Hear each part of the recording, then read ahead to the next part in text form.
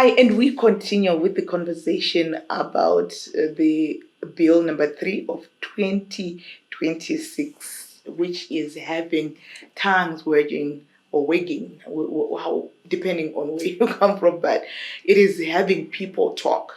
And today, right now, I am with my sister, Anesu, and we just want to hear what maybe more technocrats. I would say you are a technocrat around women's issues, around legal issues as well.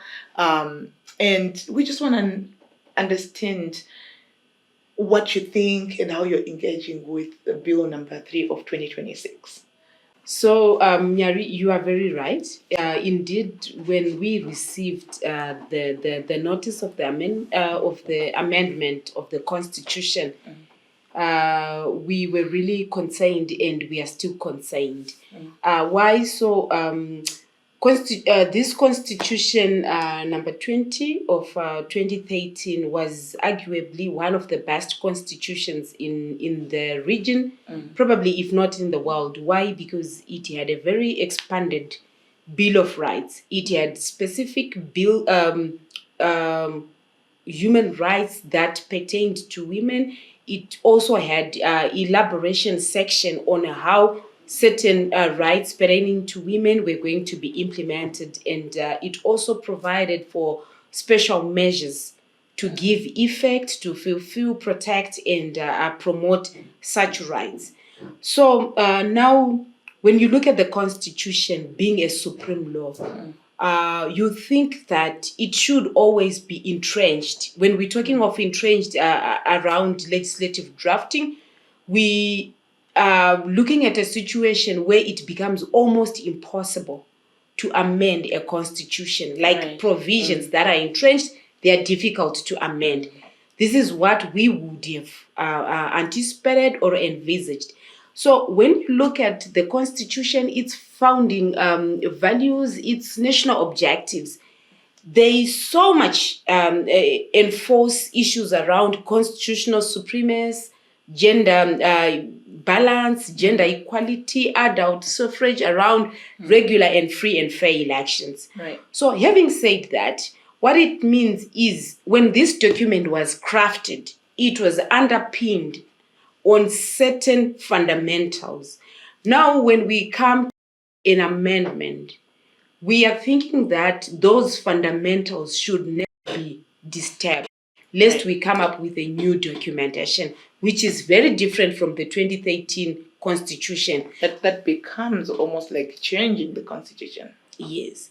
The 2013 Constitution was very fundamental when it comes to human rights protection, when it comes to gender parity, gender equality. You compare it to the Lancaster House Constitution, which never had those things. So we were very excited as women rights organization to have a constitution that speaks to women's issues, women's rights, how to enforce them. For instance, creating specific institutions to enforce, to safeguard, to investigate in as far as human rights violations of women are concerned. We are very worried by the proposal to take away one such institution, which is the Gender Commission. What then will it do for us? I mean, this is 2013 to date. It's kind of how many years now? 14, 15 years since then. We were making strides towards fulfilling Section 17 of the Constitution, which speaks on gender balance. We are far away from Section 56. Yes, you talk of Section 56, gender equality, non-discrimination on basis of gender. So we were making strides, but we are far away from the mark. Right. And certain institutions like Gender Commission are very instrumental in striking the balance that's so much needed in a country like ours. So that sort of, for me, as you're explaining, kind of gives me a kind of pain to say, so if we're so far away from gender equality and we had put a machinery as a people because we made the Constitution, and now through an amendment, seems like a few people again in leadership. We know that women are less than 11%. It means that whoever sat down and said, we are removing the gender commission, for example, people who undermine the importance of gender equality probably are not affected by the lack thereof, and so it perpetuates the undermining. And also, even before I talk about the undermining of the constitution, the voices of women, because we are the ones who put them, and we said gender equality was important for us. So now when we have an institution removed, which we put together as an equal part of the constitutional laws that we have in Zimbabwe, it bothers me that if men, maybe majority who are decision makers, have decided that gender equality is not important against 52% of Zimbabwe. That is very painful and unsettling. Yeah. So admittedly, from the way amendment number 3 is written, it's not repealing gender commission. Rather, they are translating the functions, transferring them, taking them from another institution, and they do away with the specific institution. The functions, the current functions, are now going to be resided in another commission. Assume this passes. But why are we not taking that commission into gender equality? If my thinking that a certain group of people sat down and thought gender equality is not important, okay, why is that institution not being if it's necessary? Because I want to believe that we made this institution out of importance, believing that they are equal. Yes. Now, if we feel like, why are we targeting gender equality to be swallowed by another? Okay. Why is that another not swallowed by gender equality? That's very true. So probably, maybe before I come to your question in specific, as I said before, constitutional provisions should be entrenched.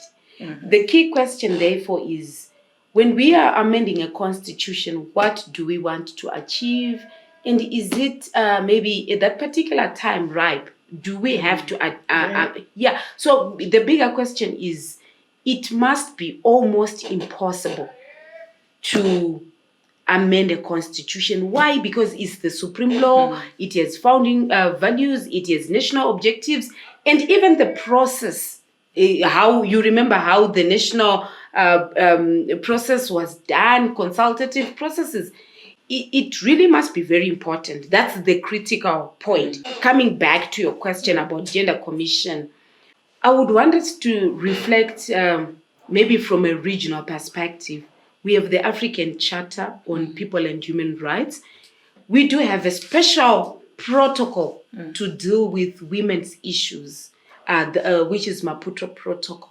So when you then reflect from the spirit and letter of Maputo Protocol, why did they have to come up with a specific protocol? I mean, at a regional level. It was because they have noted the issues that women and girls go through in Africa. You're talking of your child marriage, you're talking of your harmful cultural practice, you're talking of wife inheritance, you're talking of forced marriage. Those are specific issues that pertain to women, and they require expertise to deal with them. They also require special focus to deal with them. Now, the proposal, therefore, is women's issues are human rights. Yes. Admittedly so. But can we then say harmful cultural practice are going to be generalized through the Human Rights Commission? Your child marriage is going to be generalized, your wife inheritance, and importantly, sexual harassment within the workplace is going to be bunched within the human rights discourse within the framework of Human Rights Commission. Honestly, are we going to achieve even a representation which we are failing dismally at? Because gender equality, the Gender Commission, when we're talking about gender, one of the fundamentals is equal representation. Yes. We are failing dismally. And how do we think that it's going to survive the human being swallowed by another? And perhaps the way the proposed clause is drafted, it's really worrisome. It only speaks of other freedoms, including issues pertaining to women, blah, blah, blah, blah. Now, it doesn't really take everything that's already provided for in the Constitution, including specific functions that the Gender Commission is currently doing. For instance, investigative Yes. function, which is very critical, especially around sexual violence done and perpetrated by important and Public figures. I think we have seen this happening, and we have seen the work that Gender Commission has done. From other circles, we have heard that other people were saying it's a replication of functions. We have not seen, specific work that Gender Commission has been My question remains, why do we keep thinking that the Gender Commission must be swallowed? Why? So for me, it still comes back to the underlying fact that there is still a minimization of gender equality and a trivialization, yes. minimization, and lack of interest in ensuring that there is gender equality in this country. And I just wanted to come back to the process you explained, to say it is more like the gender commission's functions are being moved to that, to the other human rights commission, and by so doing, what the picture I get is, as we are shifting from, there's a lot of leakages, there's a lot of loss, there's a lot of loss over what is important. And it brings me back to say, who drafted this amendment number 3? It's obviously men who, because we don't have as much representation in these spaces, I would not have imagined that women would consent to having the Gender Commission repealed. But I want to say, yes, that is one of our issues as women in Zimbabwe, but there are other issues around the term extension. There are issues around the suffrage, the universal suffrage that you talked about, that are critical, that are coming out of this. I would want for you to touch on that, because Zimbabweans are 50, women are 52%. So it's we don't usually, the thinking is women are just going to focus on their gender issues, and then the real issue, other issues like suffrage, other issues like representation, term representation, especially the suffrage, where we are supposed to be able to vote. What does it say, especially to women who are already excluded? We only have 11% of women in parliament. And now if we are taken the one mass where we could practice and exercise our rights to vote, for even the possibility of a woman leader or anything, now we are being represented. The picture again that comes to say is, we go back to times when we couldn't even vote as black people, where men now have to represent us, because in the absence of 50% in parliament women, it means men are now exercising our right to vote we are becoming minors again. Yes. So it takes me back to the reflections that I had when we started this conversation. So I spoke of the founding provisions or founding values, which then values provide a foundation on which the constitution is anchored. And one of those, it's regular elections, which elections are supposed to be free and fair. So when we talk of regular, there has to be a time or a limit that's determinable.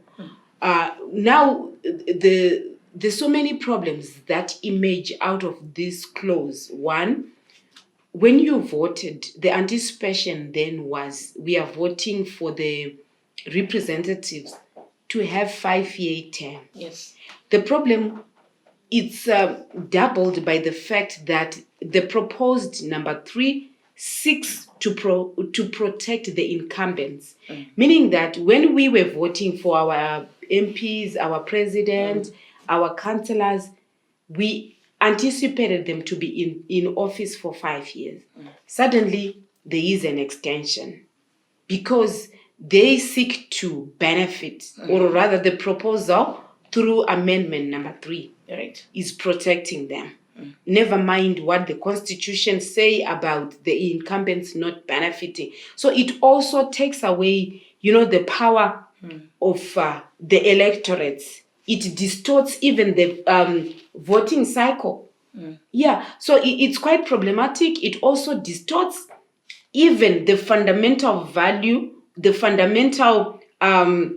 value around constitutional supremacy when you're looking at free, regular elections.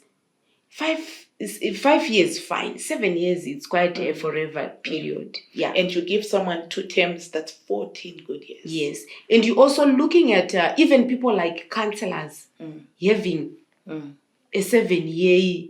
And MPs, everyone really. And now the other challenge that comes with this rearrangement around the right to vote, it's the proposal to take away the right of voting from the national population. Now the parliament will sit as a combined house, both National Assembly and Senate.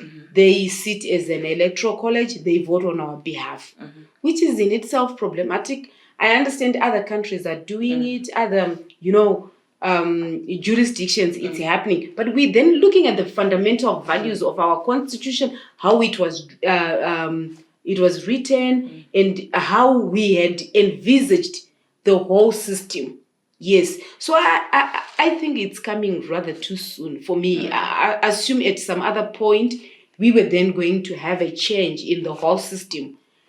I think it's rather too soon. If I were to have it, I would rather say, perhaps let's change, but maybe the incumbents do not benefit.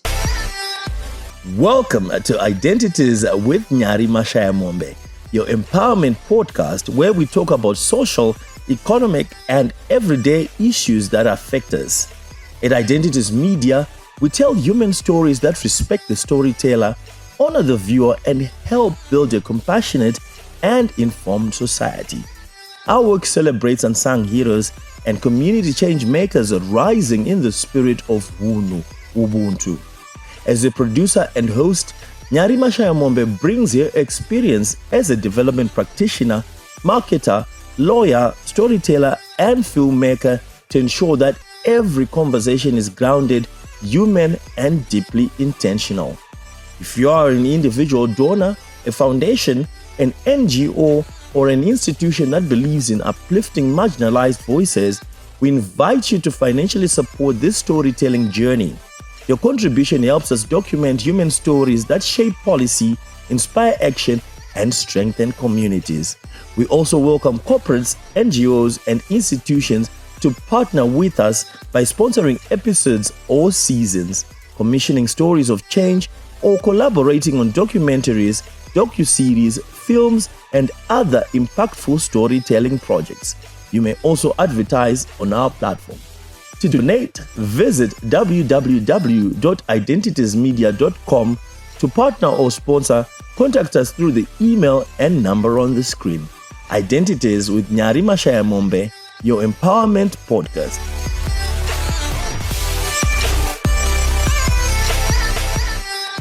And also the issue of equal representation that I mentioned earlier, where we are saying for example, take the suffrage from people to say one woman, one vote is taken away.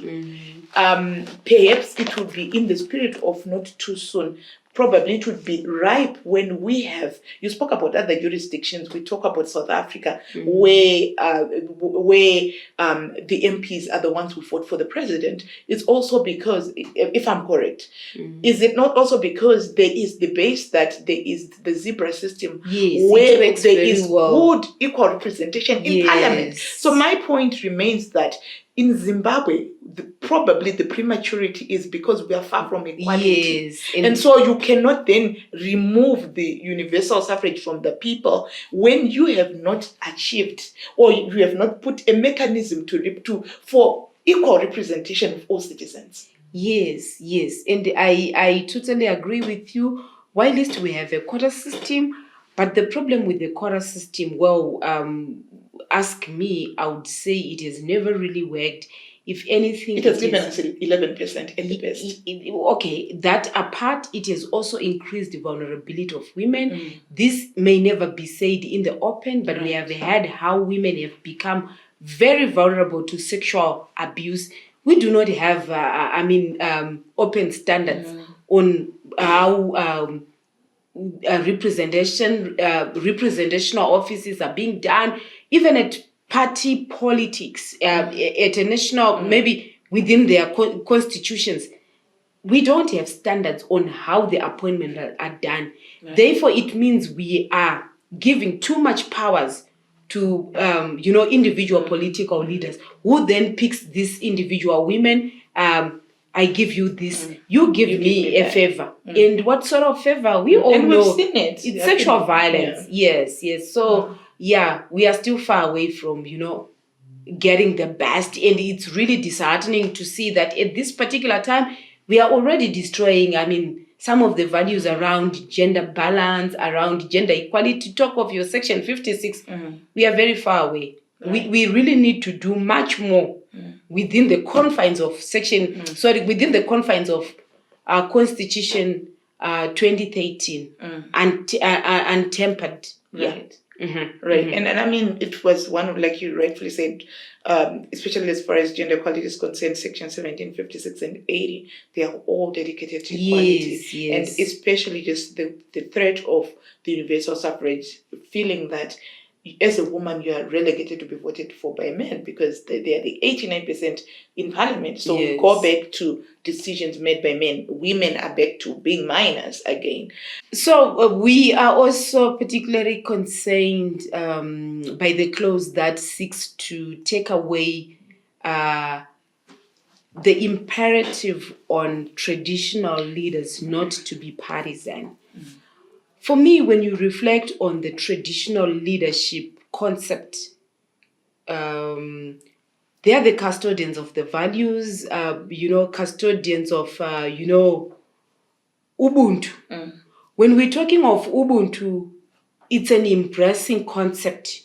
You embrace the way a hen does the chicks, great and small, you bring together. Popular and popular, you bring together. Absolutely. So now when traditional leaders are pushing to become partisan, it means they will choose popular against the unpopular. They will choose maybe great against the small. It defeats the Ubuntu, and now it's no longer hinging on Ubuntu. Ubuntu is embracing small and great, even if the traditional leader. So one then shudders to think, if I am of the opposition, right, will I receive? So it pretty much is speaking that you are no longer welcome. Democracy values, I feel like they're really being tempered. We go back to before 2013 because I want to believe the reason why Zimbabweans thought in the first place that let's make it very crystal clear in our constitution that our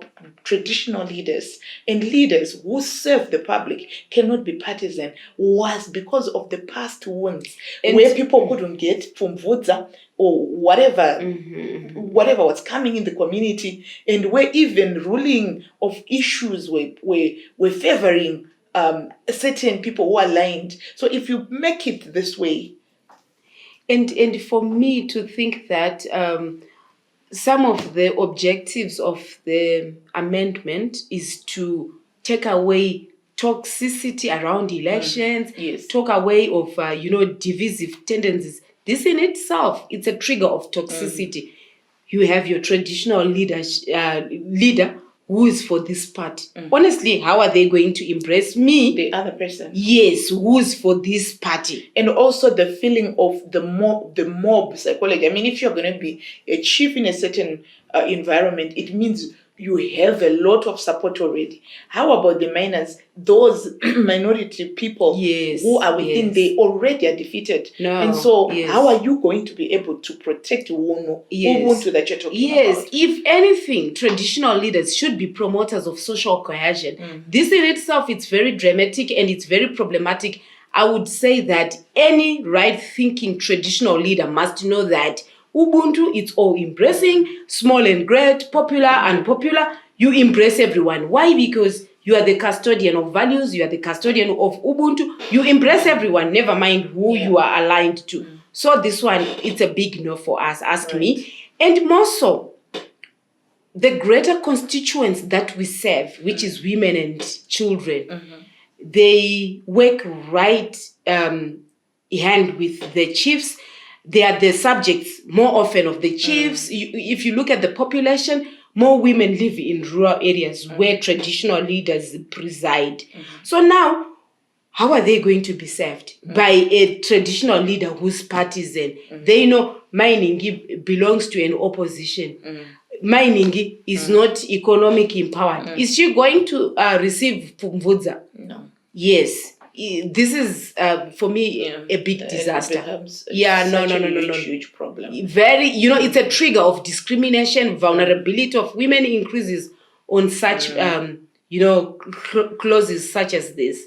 Absolutely. So, just as I said, we represent a constituency which is greater in terms of the national demographic of the population. We are consulting with our constitution, and we hope and believe the stakeholders would take heed to our issues, because these issues, they really are driven from the fundamentals of the constitutional supremacy. They are also driven from the fundamentals of human rights, especially for women and girls who have, for time immemorial, been in the minority. And we were just at a time when we were thinking we were making some progress. Of course, not a progress to talk home about, but some baby steps. I mean, when you have something backing you up, you have somewhere to go according to. But now when that is taken away, the brag is pulled right under your nose. So, Madam, as we conclude the conversation, we have learned a lot of the anomalies that we're learning about the current bill. And I want to believe that there is still room for citizens, because the 3 months that has been given is for us to have conversations like this, in my opinion.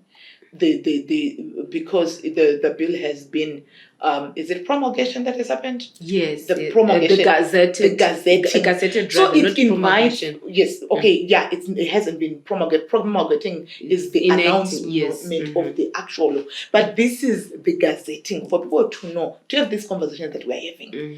What would be the ideal? So this takes me back to the reflections we had on entrenchments.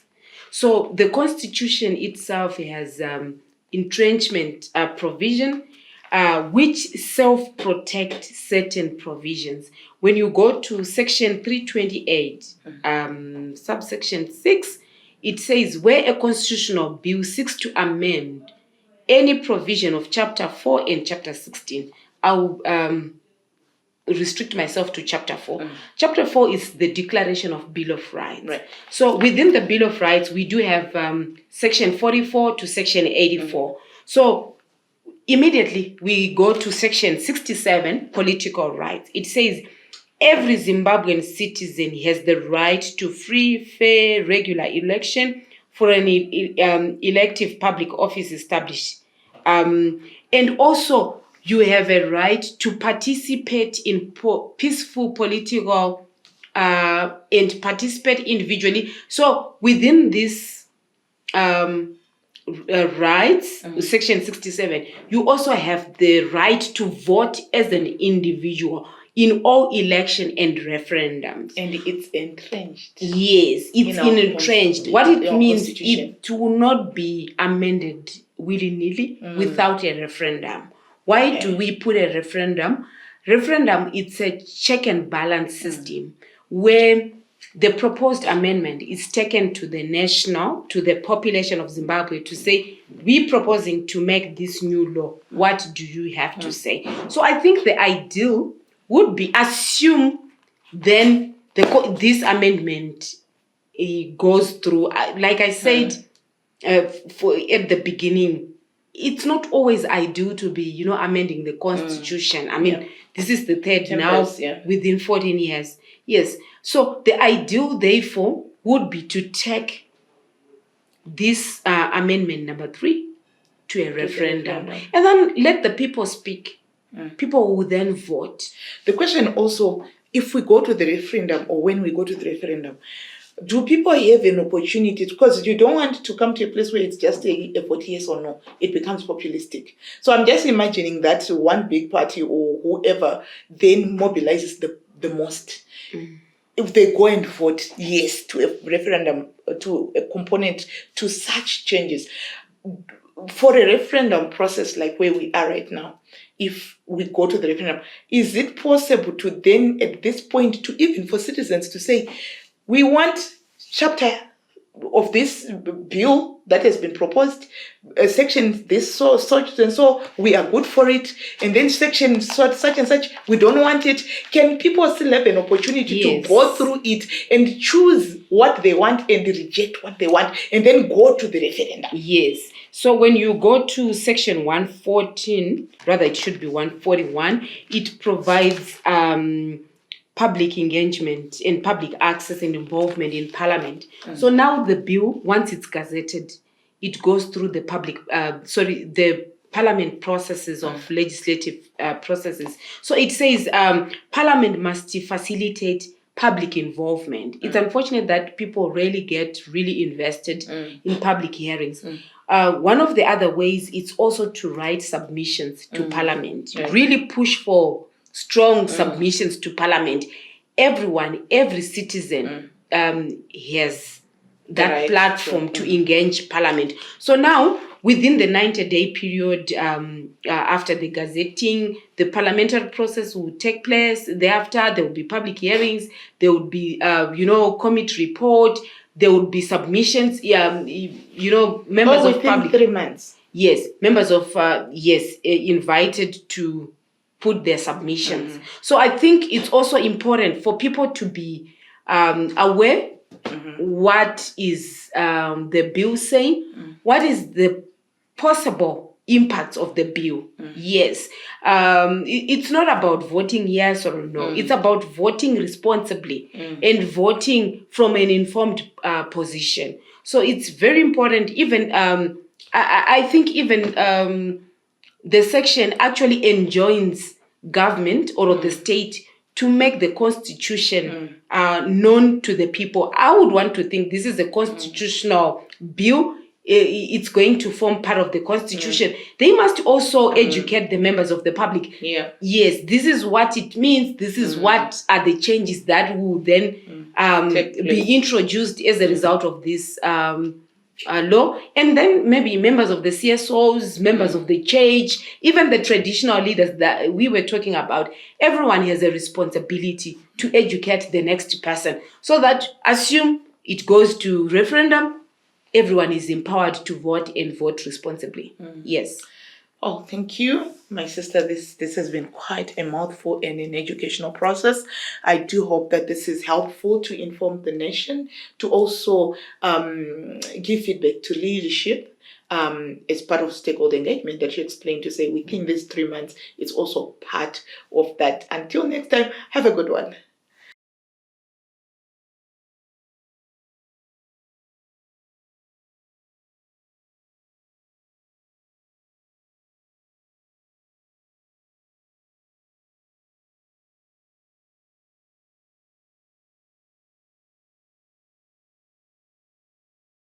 This podcast was brought to us by the Women's Coalition of Zimbabwe in collaboration with Identities Media. Welcome to Identities with Nyari Mashayamombe, your empowerment podcast where we talk about social, economic, and everyday issues that affect us. At Identities Media, we tell human stories that respect the storyteller, honor the viewer, and help build a compassionate and informed society. Our work celebrates unsung heroes and community change makers rising in the spirit of Ubuntu. As a producer and host, Nyari Mashayamombe brings her experience as a development practitioner, marketer, lawyer, storyteller, and filmmaker to ensure that every conversation is grounded, human, and deeply intentional. If you are an individual donor, a foundation, an NGO, or an institution that believes in uplifting marginalized voices, we invite you to financially support this storytelling journey. Your contribution helps us document human stories that shape policy, inspire action, and strengthen communities. We also welcome corporates, NGOs, and institutions to partner with us by sponsoring episodes or seasons, commissioning stories of change, or collaborating on documentaries, docuseries, films, and other impactful storytelling projects. You may also advertise on our platform. To donate, visit www.identitiesmedia.com. To partner or sponsor, contact us through the email and number on the screen. Identities with Nyari Mashayamombe, your empowerment podcast.